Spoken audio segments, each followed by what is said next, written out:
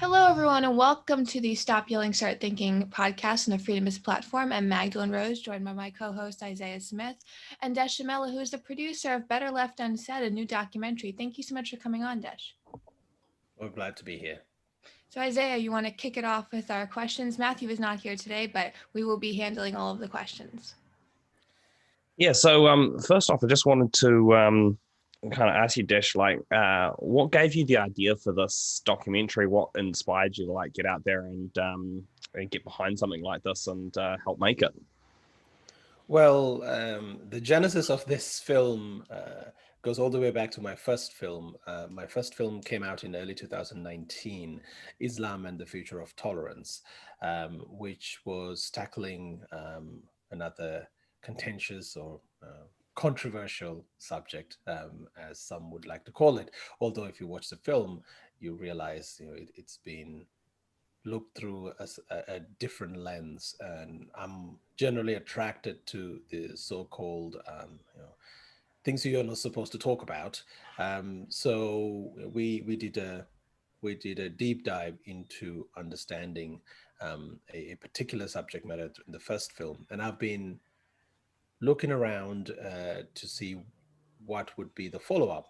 So a fan of my first film, Kurt Mungle, reached out to me saying, "Hey, I'm working on a new film, and I'd like your advice." So I gave some free advice to Kurt for a little while, and then he eventually sent me a rough assemble of what would be better left unsaid. And after I saw that, I saw the potential, and it didn't hurt the fact that I was beginning to worry about what is happening in the West from a political point of view. I come from a country originally called Sri Lanka, which was in a civil war for 28 years. And I have firsthand experience living through a civil war, and also living in a country where freedom of speech is a distant idea. Freedom of journalism is, or the job of a journalist, as your workplace hazards could be, you may be disappeared forever. So when you seen and when you live through that, as a child, I remember seeing um, uh, military outside your house with AK-47s and full military gear, just walking around, and that's every corner. It's normal. You come home from school, and you're stopped and frisked. You're just a kid, but that's the norm. So when you've seen that, and I absolutely do not take for granted the freedoms I have in the West and the opportunities um, it's been given to me. I try to make the most of what I have, and I'm grateful every day. So at the time that Kurt reached out to me, I was already worried seeing what's happening around the Yeah, seeing world. that progression of stuff. Yeah. That's right. And the words like civil war was being thrown around Yeah, yeah, easily. yeah. People were just using these words, and they miss they sounded like, to some people, just great sound bites, but not realizing what they actually mean, to Yeah. some degree.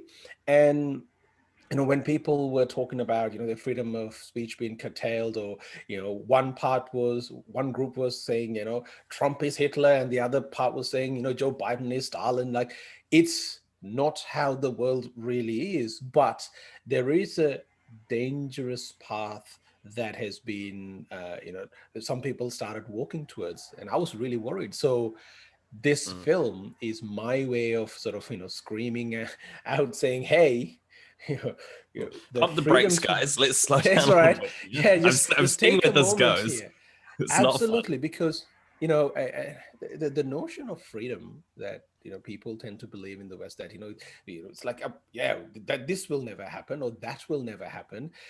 They're not as concrete as people like to believe. And contrary to popular belief, these things don't change overnight. Right. It was, to some people, this may sound almost cliche, but we do need to really be cautious about what can happen. So that's what led me to create the movie. We can talk a lot more because I have a lot to say about this. Yeah. That's good. And because you have sort of an international perspective on this, there has been over the last 5 years or so a significant change in how we use terminology. Civil war has been thrown around, violence to get legislation has happened. There's been a real seismic change there. The left often says that the rest of the world was laughing at us under the Trump presidency, that they were laughing that we fell for this authoritarianism. Do you find that in other countries there is fear over what's happening in the US, even if people are on the left or the right? Is there fear over where we're going? Because the US sets so many trends politically and culturally as well. Of course, growing up outside of America, and then for almost 2 decades, I've lived in Australia. America is looked at, as you put it, is the trendsetter, and America's always had the loudest megaphone Right. through whether it's Hollywood or films or music, whether it likes it or not, it tend to scream out all of its achievements to the world, and that sort of sets a trend. And Right. one part of uh, American ideal is just an idea of this perfect democracy, bastion of capitalism, what it can achieve. There is this idea of America, which was bigger than what America really is. Mm. And one way it was the blessing and the curse, because when things started going wrong, like right now, the world is looking at America through a fundamentally different lens, because Right. when things went wrong, uh, the world started seeing a side of America that it is not used to, and you contrast that against places that historically have had a different outlook as far as the world's concerned. I'm looking at China here. China's generally been always presented as a country that lacks individual freedom, and all of that is true. But now you have the contrast of largest group of people in a shortest possible time going from abject poverty to this almost utopian like Right. development that's happening. And then you have this superpower who with the giant, and now you can see, as far as the world's concerned, a steady decline. I was reading the other day, both America and England has posted a steady decline of uh, adult mortality rate, and this hasn't happened in like 40 or 50 years. Both American adults and English adults have lost 2 years for their average life expectancy. Mm. And then you contrast that with what's happening in China. Theirs going up Right. again. These little things Right. eventually steep into people who are looking up to a certain, this is the right way to go about it. So it does have had a enormous impact, where, well, maybe America is not what we thought it was. Maybe it is in shambles. Wow. It doesn't help the fact that as of, I believe, by the end of this month, the number of people who have died of COVID is going to be at 500,000 in America. Yeah. Again, coming from um, Australia, that we can't even fathom that number at this point. And then even for a country like Sri Lanka, um, again, those numbers just sound insane. Right. That shouldn't have happened. So America has a long road ahead if he were to um, sort of return to a place, at least the perception of America is what it used to be. Hmm. Whether it, no, look, we can have a conversation whether it is all of Trump's fault or had nothing to do with Trump or any of that. But you know, I know political ideologues will try to pin it on a thing, but it is never just a thing. Right. That is, anyone who's giving sort of overly simplistic answers have not really looked at how complicated this matter is. This is a result of a trend that has been happening over time. And again, not to harp on about my film, it will only get worse Right. unless certain other things are not looked through in an early lens and say, hey, this is where this is morphing into. Let's address this now. That's what I'm trying to do with my film. No, it was actually really good to watch through that, and hearing Kurt's like different perspectives on things and where things were going and stuff, and how he was looking ahead at different stuff like what you've just been talking about here, and the way that the freedoms in the West that we have, and that and how these need to be protected and stuff. And we look at places like China, which have that looking up at the government more and stuff like that. There's very authoritarian governments and things like that are going on, and that if we're not careful, if we're not looking at where we're going and what we're doing, then we're going to end up losing these freedoms and that, and it's just steadily being eroded in that. And I thought he did a good job of bringing that out, and is something that I've been seeing happening over time and scares me a little bit. So and from your background, seeing where it can go as well is a very worrying thing for you to be looking at in that. So it's if we don't do something, if we don't talk about it, if we don't have conversations, if we don't actually start educating people in that, then we just end up all over the place, and it's not good. We have two choices. Humanity has always had an option to propagate its ideas through violence. We had that option, and we have done that in the past.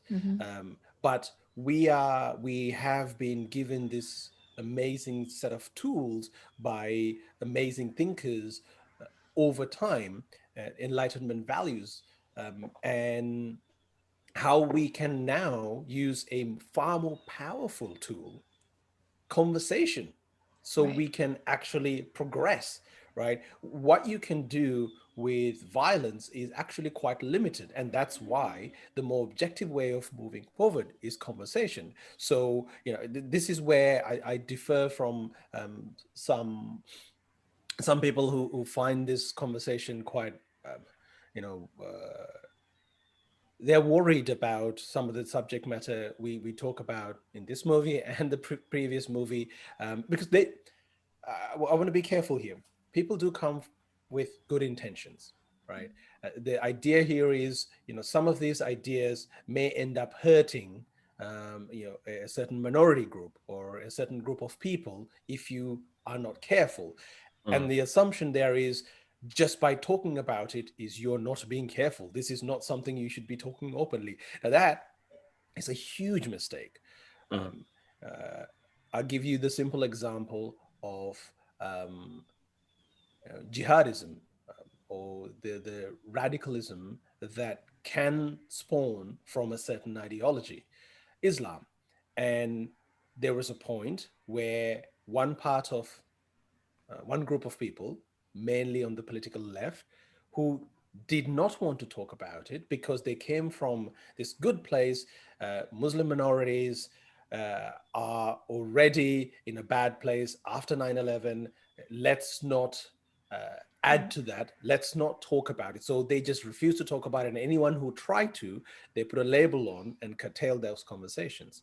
Then you had people from right, mostly on the furthest of the right, but then it steeped into sort of center right as well. People were trying to find all the world's problems and a scapegoat, one solution. It's all because of these people, and that was not a recipe for a conversation to move forward, because it is a lot more complex than that. And with this particular, like what's happening in the West with political ideologies, we have the same issue. It's not there are no simple solutions. It's a complex problem, but I firmly believe the solution starts at our ability to just be a little bit pragmatic and just talk about it. And we are going to talk about things that will make you uncomfortable. But, I tell my 7-year-old, offense is not given, it's taken. You choose to be offended by something I say. You should ask yourself, why are you offended? What about what I've said has offended you? And West has another paradox, and science has the same paradox, which is sometimes it is too good for its own self, and people don't realize how good things are. And there until is it gets something to taken be away. right. I don't know where you stand, and I like to believe you stand on the side of science and reason with regards to this matter, which is because I've just seen a giant protest in Melbourne, Victoria. This is Australia, for the anti-vax rally. And because COVID-19 vaccinations are finally coming to Australia soon. And, vaccinations have done an extraordinary job of protecting humanity. And because how good it has been, it hasn't been an issue. Now there is a movement to find an issue within that, because it's too good to be true. And the same is with the West, right? With people who scream fascism and pointing at Trump, then not realizing at the same time, Trump is being called a fascist. Fuck Donald Trump is the #1 song on iTunes. Those two things don't exist if it is a fascist country. Right. Because it would be very different. Look at what's happening in, countries like Belarus or Myanmar. That is where fascism can lead to, and it is in real action. So we have to be able to have these conversations and look inwards. Like I tell, there's another thing about this, Better Left Unsaid. I don't know if you guys know, Kurt, my writer and director for this film, we actually disagree on many things. And in this film, there's about 20% of things I disagree. There's actually going to be 2 versions of the film when it comes out later in March. A director's cut that is about half an hour long. The cut that's they're going to be available to the public on all platforms. We fought to get that cut, so I like to partially say that's my cut. Again, this is because we start off. I say to people, to have a conversation, you need to have a foundational agreement. So we agreed on certain things, and then we built on it, and then we have things we disagree. But that's fine. We should be able to disagree, but not forgetting our common humanity, right? Exactly. So, yes. This seems to be somehow a hard concept now. You have people saying, you can't have a conservative friend, or you can't have a, smaller liberal friend. Yeah, and they want to just somehow chop it is like, everybody up into these groups, put your labels on, and fight everybody, and it just divides the whole culture. Yeah. And it's quite frustrating that we've gotten to this point. I mean, we can talk about what is making us go that way, but then there's people like what you guys are doing, and numerous other podcasts and documentaries like mine. We're fighting back, saying, hold on a second, it's not like that. It shouldn't be like that. We're going to talk about things, whether you like it or not. We're going to talk about it. And what we are doing here is we are part of a movement. We're normalizing dissent and this controversial conversations. We're normalizing it. We're going to talk about it. When enough of us do it, it's going to be hard for people saying, oh, you shouldn't do it. So who cares if somebody put a label next to my name and call me something? I really don't care, because that worked for a number of years, and I think we're seeing the beginning of end of that kind of approach. It's still quite pernicious, but I think too many of us are now speaking out. It is, and we should keep doing it until that idea sort of dies. Yes. I've got a question for you here, Desh, on what you were saying before, just to round back a little bit to that. So we talk about, you know, having these conversations and stuff, and sometimes for us, like, you know, we can sit here and we can have this conversation with each other, and because, you know, we sit here and we talk about what we think and what we believe, and are keen and excited to talk about ideas and to discuss them, to kind of like, you know, thrash them out a little bit, figure out, you know, dive deep into them, because it helps us as well. Like, I think for some people, like, it helps to dive deep and to help understand how things work as well, to have these conversations and that. But then there's other people who may be a little bit more, you know, reserved or something like that, and what they see is like, oh, I've got, they see these people on the extremes, on the extreme left and on the extreme right, that don't want to talk about things, that don't want to have a conversation. And when you try to have a conversation with them, or you try to just talk, these people will start screaming at you, they'll start yelling at you, they'll start calling you names in the comments on Facebook or on YouTube or somewhere like that. What is your advice to especially you know, millennials and Gen Zs and that are keen to be having conversations and that, but are scared about these sort of extremists that are going to come after them and attack them for being open-minded, not even really having even a fully formed idea of what they think. They just want to have conversations about stuff so that they can actually help round out their thinking process and actually understand, and they want to explore some of these ideas and things and actually be a little bit more open-minded as to the way the world works. Well, there's no simple answer here, right? But let me put it this way. I'll give you an analogy. When you're learning to drive with your learner sign on your car, initially you're going to get drivers who are frustrated around you, you know, because you're too slow, you've done something wrong, or you're too close to one edge, and they're going to honk and they're going to overtake you, they're going to go and flip the bird and all that stuff. But remember, you are just learning how to drive. And the thing about road rage, and there's so much science around it, it is such an irrational thing that we do.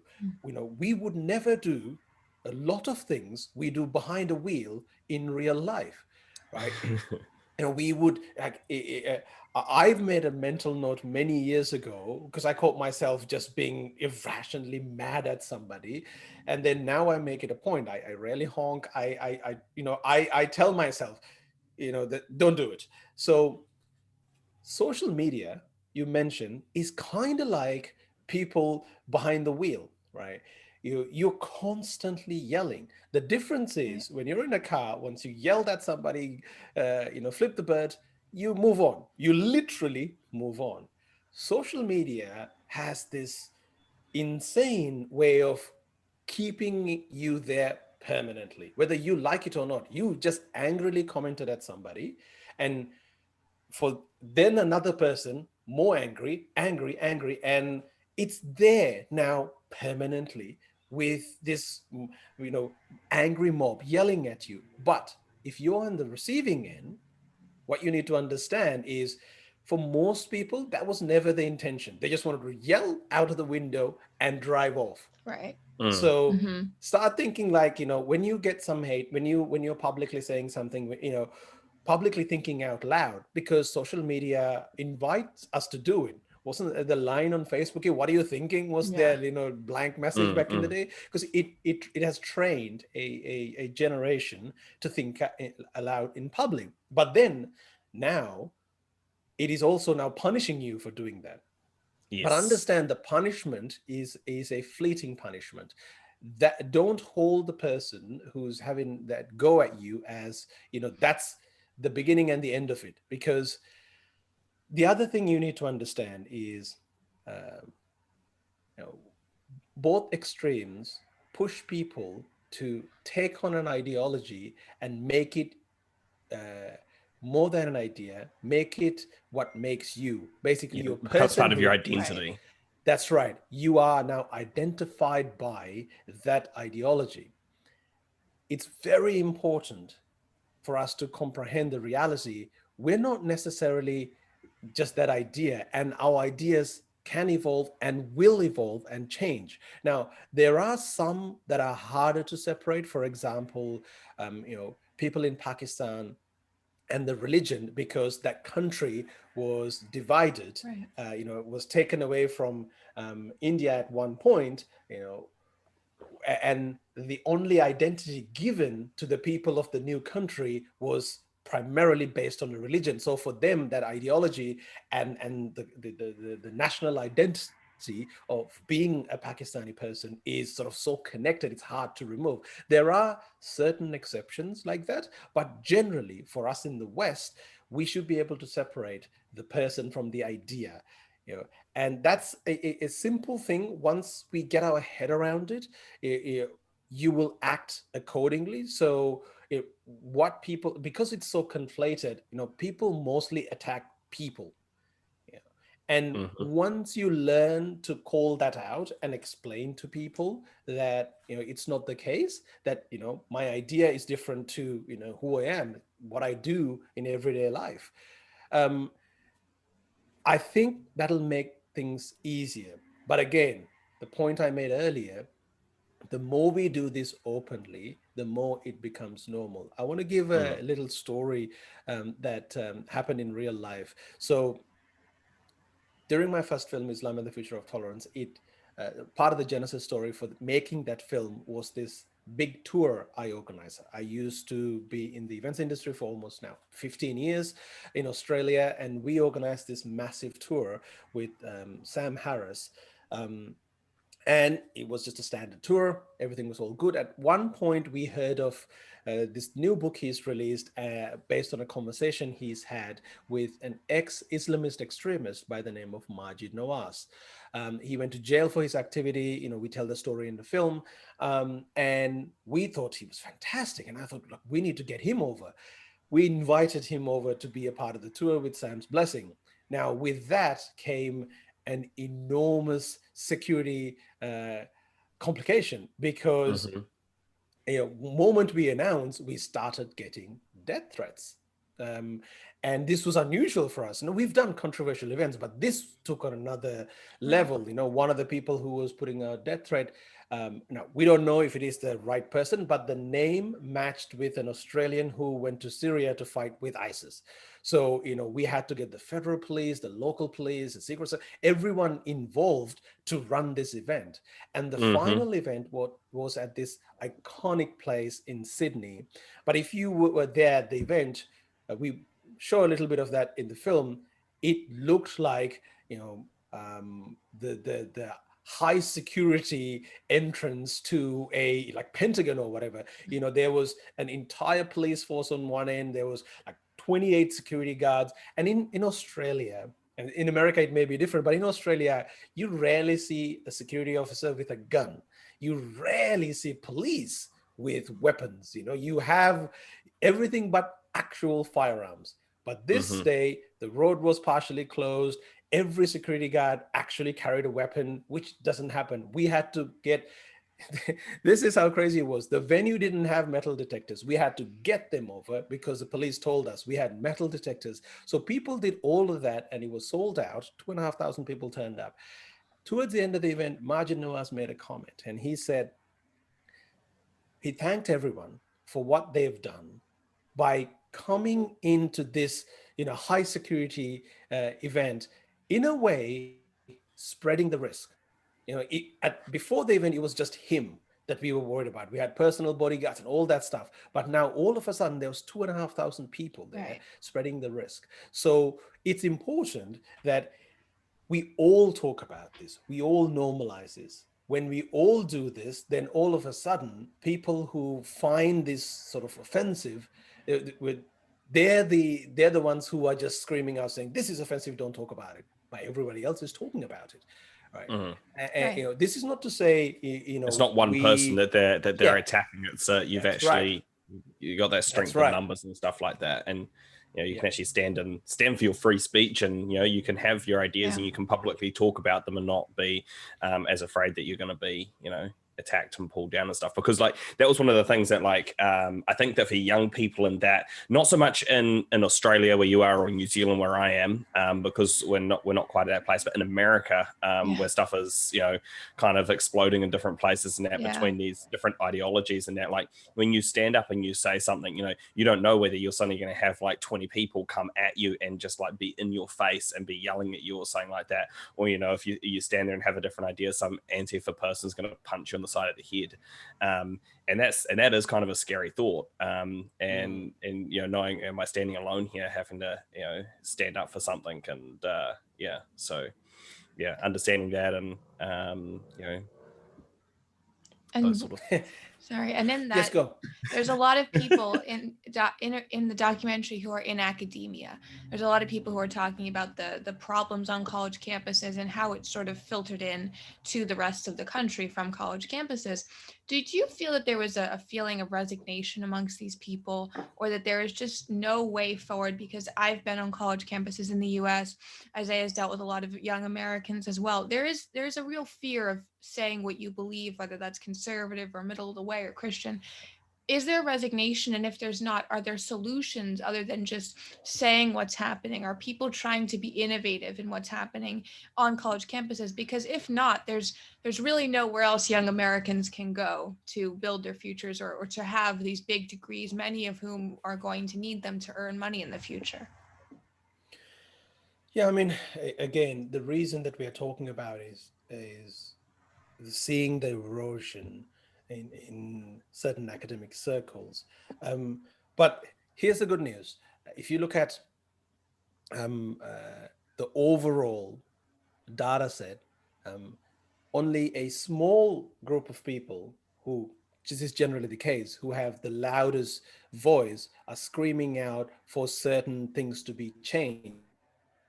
Now, this is generally the case. If you let that happen, they will create policies that will then become what the majority norm is.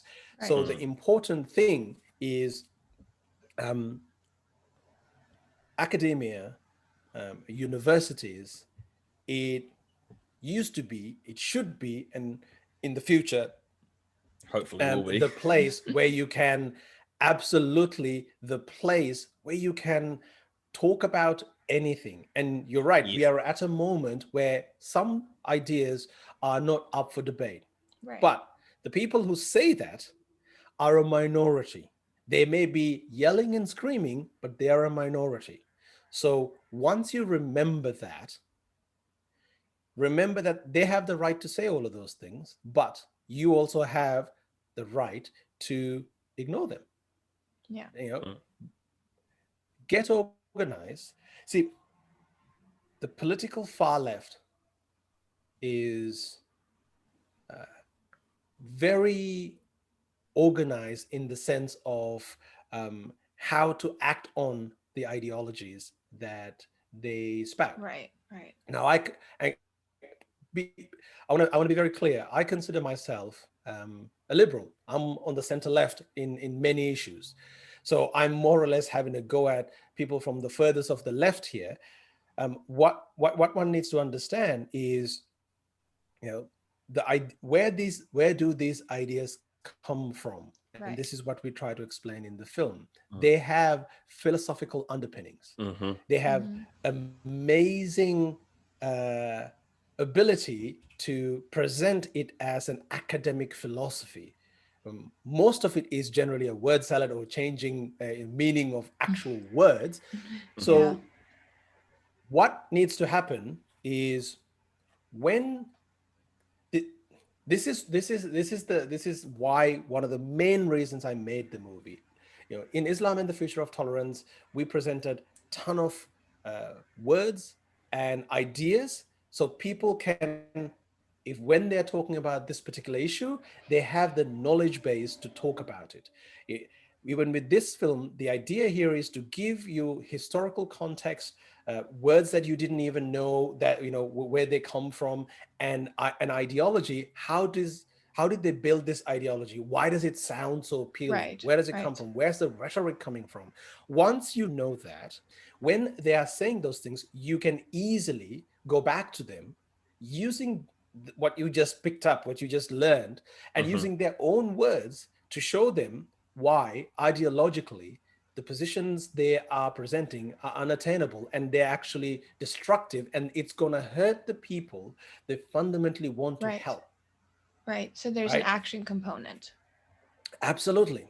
Absolutely. So don't despair. Don't think, and this is the thing about enlightenment values based, reason and logic and based way of building something is you have a rigorous foundation to build on. It's very hard to break that apart. If you forget that it's already broken, if you despair and let that continue to break, there are some cracks. Of course, nothing's perfect. Democracy is not perfect. Capitalism is not perfect. Nothing's really perfect, because the definition of perfection is individual. Like, what you think is perfect will probably be hell for me. I don't know. I had a podcast with a evangelical Christian the other day, and I told him, you believe in heaven.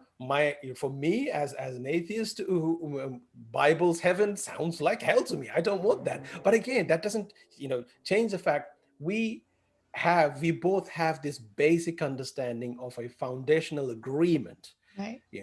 So yes, for anyone at universities, a young person feeling like they can't talk about certain things, that you feel marginalized, don't be. You are standing on the shoulders of giants. You have access to ideas, films like mine and many other podcasts like this. You will learn the tools, the conversation tools, so you can have these conversations. Yeah. And when you have those conversations from a place of, you have the knowledge, it's hard to shut you down. Right. One last thing I want to say, right? When I was making Islam and the Future of Tolerance, I was told I am making a bit of a toolkit for the far right to run with it and for the bigots to run with. And I jokingly said, actually, meant part of the joke, which is, it's too intellectually dense for someone to take a soundbite out and run with it. It's such a complex problem. Same with Better Left Unsaid. We're going to have some people take bits and pieces and try to run with it. But right. if you watch the movie, you'll realize, there's a lot here. You can't just whittle it down to a soundbite. Yeah. Exactly. There And it's by design. I'm watching it and I was like, I just skipped that back and I'll watch that bit again and just contemplate that a little bit. Okay, yeah, I think I got right. We'll carry on now. It's good. It's very, very deep. It's really good. Yeah. And it's by design. It's by design because we have a complex problem and we have a solution. We've tried our best to make it as simple as possible. But, my definition of, simple doesn't necessarily mean very simple. Yeah. And I think that's an important point for young people as well, because there is sort of a feeling, especially in America, of this is it. It's over. We're not moving past this. Doesn't matter if there's a Democrat or Republican in the White House or who controls the Senate.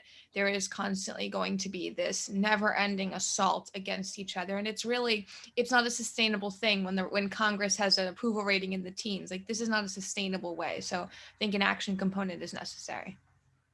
Absolutely. Absolutely. Well, that was really good, Desh. Really enjoyed that. Talking, kind of action things that people can do, how to like actually make some positive change. Kind of equipping people and stand up. Actually say something, have those conversations and stuff like that. And in the places of the university, like you're talking before, and that.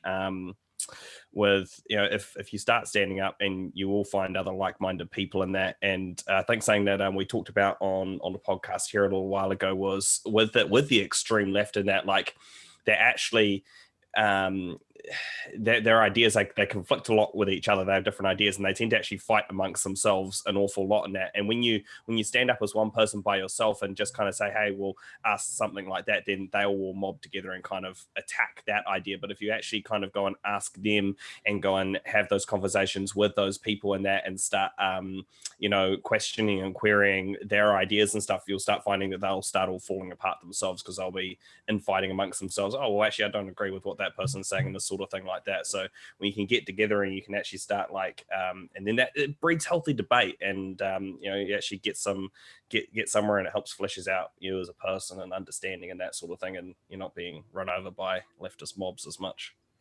It's important to, I want to stress one thing, right? It's important we don't fall into the trap of, I find this extremely frustrating when I see this, AOC destroyed by this person, or Ben Shapiro, I hate that. I really hate that. something by some. We don't operate like that, and we shouldn't operate like that. We shouldn't otherize. We shouldn't make people like they're a target practice for whatever ambition we have. I love a good debate, but my intention for the debate is not necessarily to win. Of course, winning makes you feel good, but you don't want to be wrong for a second longer than you should be. And your answers you may not have the answers. You may even not know you're wrong. So we should always, when we talk to somebody, start in a place of good faith, let them present their idea, and then try to understand it in a meaningful way, and let them know you're not there to break them down. Because as I said earlier, right, when it is an ideology that you've sort of your identity is attached to it, when you're trying to sort of attack the idea, they feel as it's very personal. So that's why things get very heated, right? It's important that you appeal to them, common humanity, and figure out a foundation that you at least agree on. It may be the thinnest foundation, and then you can build on that, and be okay to be wrong. I am more than comfortable being wrong. Because I don't want to be wrong for any longer than I need to. So it's important that, and also, give a little bit of charity to the other side. And I don't understand, when did this happen, is, when people say something to us, we take that one something and give it the worst possible intention. That person must want to do, blah. And that's why I really don't like the intention, those titling. Yeah, clickbait, they're kind of fun at some point, but the impact it has overall is actually, it's just short-term gratification and long-term division among people. It's about taking pot shots at this person. Let's take them down, right. And then we're doing that to the guy across the street that disagrees with us politically. He's doing it back at me. Everyone's getting divided instead of let's just have a conversation. Let's talk about it. Why do you think that? What? How have you come to these ideas and stuff like that? What has influenced them? We're both people. We've got to live on this planet together. And I know you say you're an atheist, but the golden rule comes back to it. Do unto others as you'd have them do unto you. It's just. Sure. Let's actually treat people the way that we would have them treat us. Are we going to yell? Do we want to be yelled at? Do we want to be shouted at? Do we want to have fights with people? No, let's not do that to other people. Let's have this common, let's treat each other decently, and just have a modicum of decency about how we do things, and not trying to rip everybody down because they have a different idea than us. Let's understand why they think that way. Let's intellectually challenge that idea. Let's let them challenge us. Let's actually think this through. And and it's, for me, it's common sense. I don't know why for other people it isn't, but that's why I'm passionate about this podcast and stuff. Stop yelling, start thinking. Let's stop yelling and shouting at everyone. Let's have a think about stuff. Let's have a conversation. Let's talk about it. And that does excite me. And this documentary you guys have made is good, and I've really enjoyed watching it. Thank you. But yeah, so. And do you think that, I know you talk a lot about like where moderates fall in the documentary as well, and sort of their struggle to exist right now, especially moderates on the left, in the madness of what's going on, because they don't want to be labeled, just like people on the right don't want to be labeled with the extremist tag. Do you think that one of the ways forward from what you observed in the interviews is to really have a candidate, especially in the US, because that really seems to be where this is branching off from, to have a real charismatic, moderate candidate or politician trying to lead some sort of moderate revival of policies on the left? Because people think that is in Joe Biden, but I don't think he carries enough, personality and forward thinkingness in his own party to do that. He doesn't do any thinking. That's the problem. Well, I don't think the answer lies in a charismatic leader. If it is, and Obama was that. Obama was the one of the most charismatic political leaders in the world. For some people, he was the savior, right? He was, again, as an atheist, I say this jokingly, he was Jesus Christ risen, right? As far as for some people, he was meant to fix everything. But if you read his books, if you look into his policies, he wasn't anything like that. The idea of Obama is bigger than Barack Obama himself, right? Yeah. Now, the problem with when you rely on a person to do that, it is important to have competent leaders 100%, because they inspire others to follow some of that or the idea of that person. Yeah, that's important. What America needs is a fundamental systemic, and I know this word has been misconstrued by people, but when I say systemic, I mean American political system, how elections are run is unusual for the rest of the world. Yes. Right? In Australia and in New Zealand as well, election cycle is maybe 30 days, maybe 40 days. That's it, beginning to end, right? You have political parties from differing sides, but we don't have this prolonged election cycle, never ending, right? Yeah. So Joe Biden has probably another year to do anything, and then he now has to start figuring out what's happening at the midterms, and then what happens in 2020. That's insane. And part of the problem is you have your plurality wins this popularity contest, which is not really about the most popular person. The democracy American election system is actually a broken system. So when Trump says the system is rigged, he is right. And this is what a lot of people find uncomfortable to acknowledge, because, give you an example. Let's say there are 4 candidates, right, running for an election, and candidate 1 gets 30% of all the votes, and these 3 get the rest of it, equally divided, right? But they don't, somehow 70% of the country said no to this one guy, but because he got more than the other 3, he is now leading the country. Right. Anyone should be able to see there's something wrong with that whole system.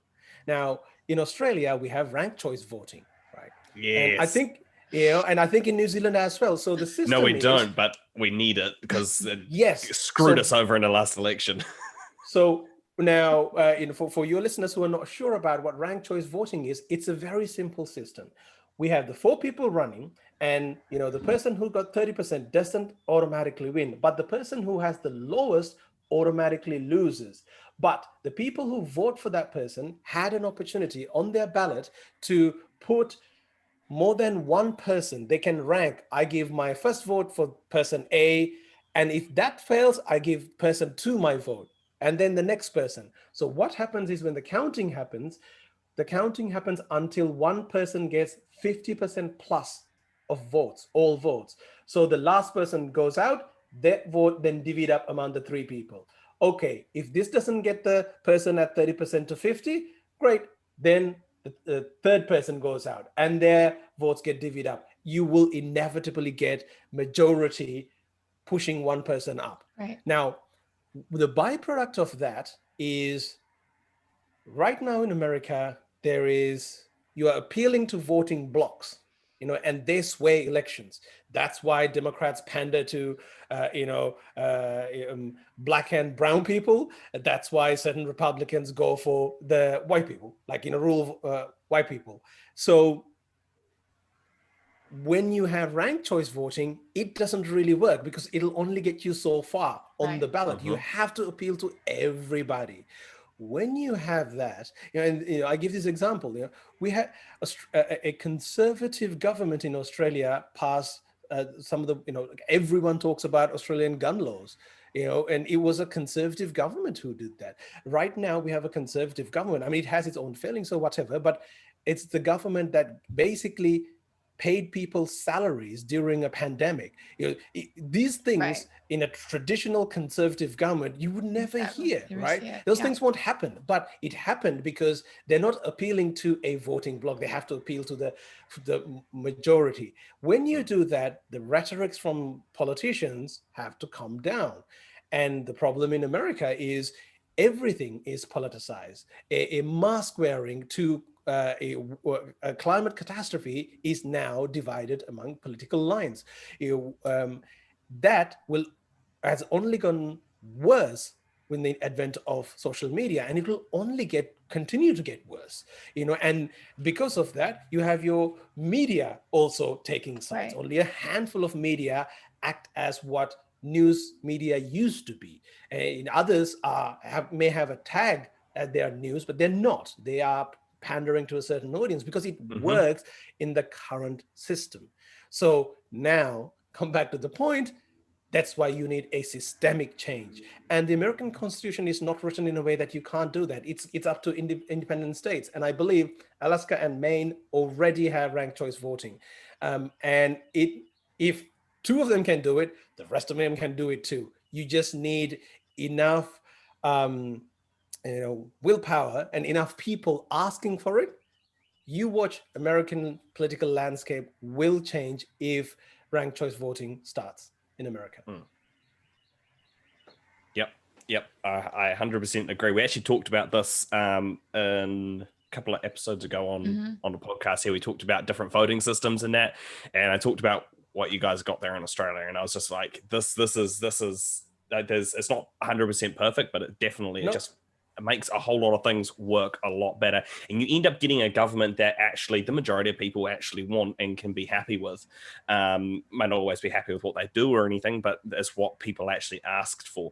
And we haven't had that we've got that more in New Zealand with this election because COVID played such a big role in who we ended up having. But the previous election, it was 100% not what New Zealand asked for, and we got majorly screwed over.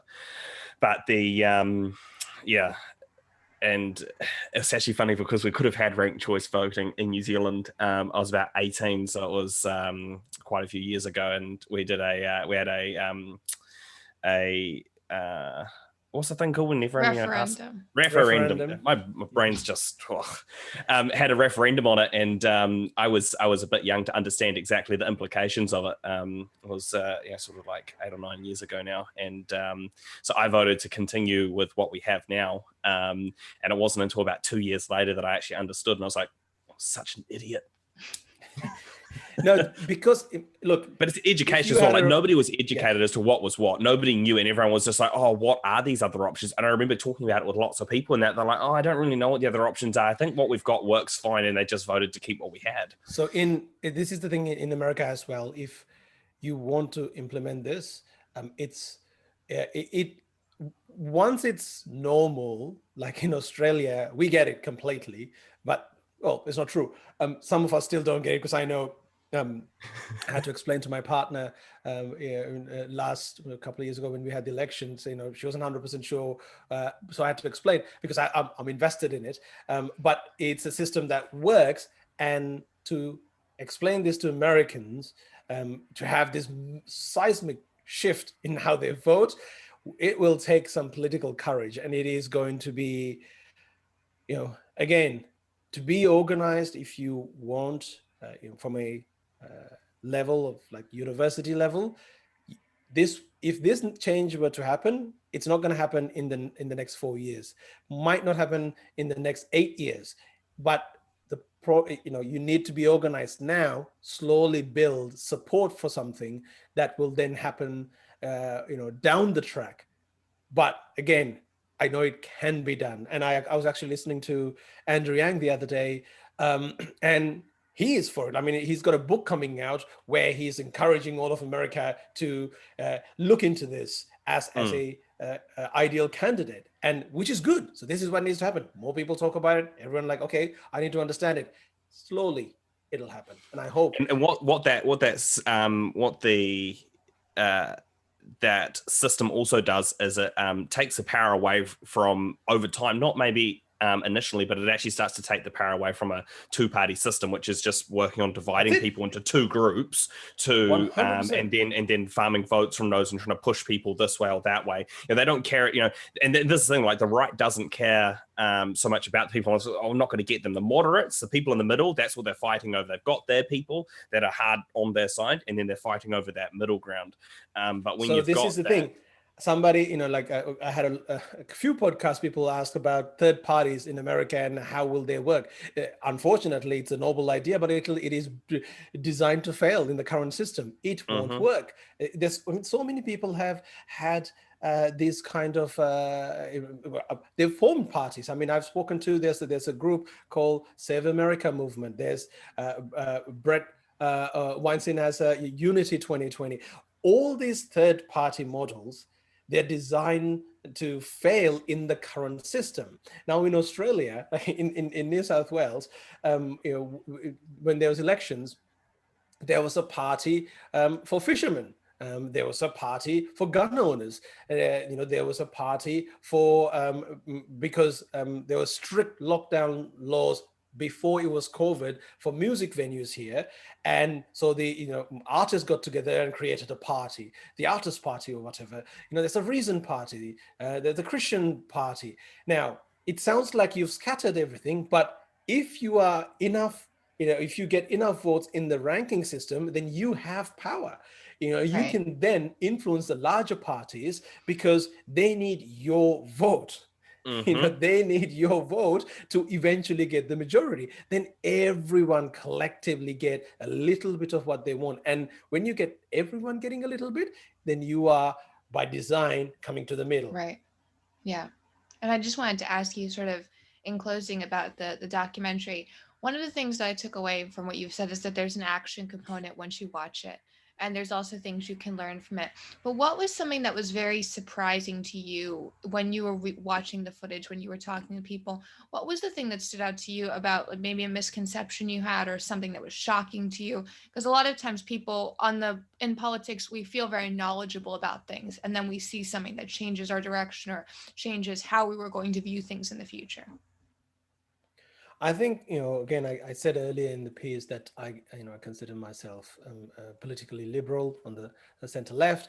The thing that surprised me is some of the ideas that I loosely knew, the origins of it, like the postmodern inspired Marxist ideas that have become so commonplace in America. When Seth Rogen tweets out a Marxist idea, I don't think he actually knows where it comes from. No. It's just knowing that how, multimillionaires have normalized certain terrible ideas. Some of them I knew, and I took it for granted and thinking, these seem to be great ideas. But knowing the underpinning, just really digging through the history and understanding the philosophers, why they thought the way they thought, who preceded them, like the Enlightenment thinkers. It was how this battle of ideas have then turned into a political movement that then eventually end up being an experiment over many, many countries. And the result, the whole process, just seeing the timeline was definitely an eye-opening experience. And I tried to create that, with Kurt. We try to create that to show people. And earlier there was a comment about like you had to go back and watch a little bit. Generally, what I get nowadays is people watch it twice. And I've now done about 24 podcasts, and I've had at least 60-70% of people saying they've watched it twice. Because it is quite dense, but it is important because you will miss little bits and pieces because there's only so much you can do in a 90-minute documentary. There will be a lot to get from it. And be patient. Might feel like a deluge of information, and feel free to go watch it again. And it's there. It's information rich for a reason. Yeah. And I think that's an important point. I hope more. I had to watch it in sections as well. I know, Isaiah, you were watching it in sections too. So it's a good thing to break down so you don't have to have information overload. Thank you so much for coming on. Where can people find your documentary or keep up to date with news about it? So the documentary is currently in the hands of Google, Apple, and Amazon. We have submitted it, and we have been told it will be available to the public towards the end of March, and just waiting for the final release date. We finished the film late last year. It'll be available at betterleftunsaidfilm.com. It will, if you want the director's cut, or you can directly buy it from the website. I recommend doing that because as filmmakers, it is all proceeds from buying it from the website comes to us. If you go through Apple, Google, like iTunes, etc., and Amazon, they take a giant cut, but that's okay. If it is easier for you, it'll be available. My final request is help us normalize these kind of conversations. If these documentaries do well, for me, documentarians like myself, we don't make it to be millionaires. This is not a area. I have multiple businesses. This is not the business that makes me money. This is the one that loses money for me. But it is okay if people see it. So please go ahead and watch it. Let's get this on iTunes top 10. Like last time, one of the reasons why Islam was successful, for a number of weeks we were number one in like 30 countries, which is great. And that then makes other people like, why is this thing here? It sort of has this perpetual sort of notion. So please, when the movie comes out, watch it. I guarantee you will get something out of it. It'll be worth any dollars you've spent. Perfect. And I'm so glad to have you. Thank you for coming to the Stop Yelling, Start Thinking podcast. And we encourage everyone to check it out we will provide all those links below in the description on YouTube and on Apple Podcasts. Thank you so much for coming on. Thank you so much, guys. Appreciate it. Have a good one. Take care.